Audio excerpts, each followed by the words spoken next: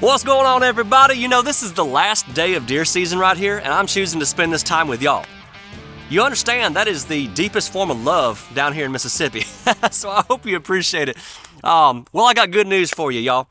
Joe Biden has informed us that our nightmare of peace and prosperity is finally over.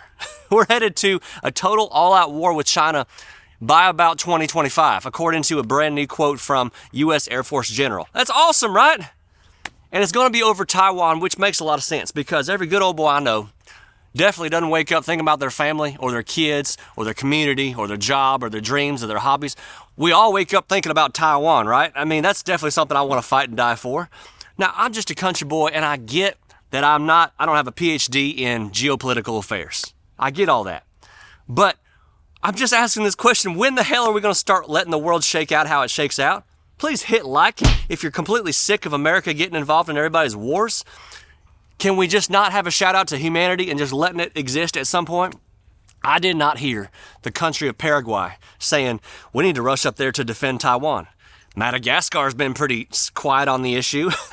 Brazil is not saying we're going to spend $40 billion running up to Taiwan and committing 100,000 troops. But we can't wait to jump in. You know, a lot of people I feel like make the argument of, well, we need to go up there because we need to protect our interest. We need to protect our interest? That's like saying I need to cut through the trailer park where there's 10 homicides every single week because that's the quickest route to my favorite fishing hole. And I need to protect my interest. Well, you know what? Find other interest. Find another fishing hole.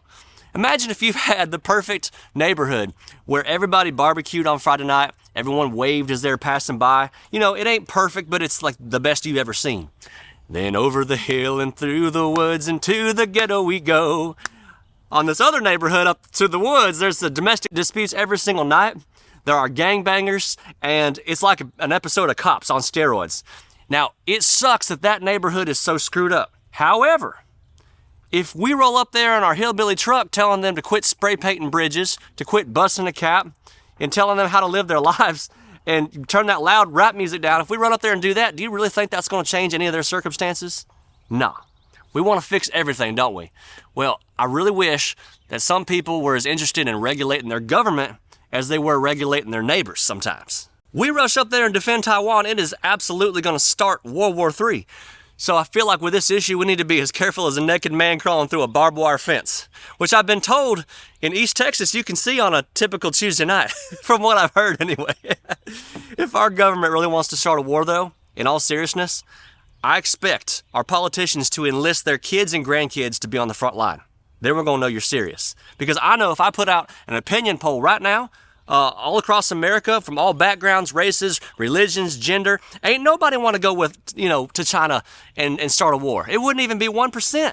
It'd be as popular as Nancy Pelosi getting an OnlyFans account. Oh, God. I apologize for that image I just got in your head.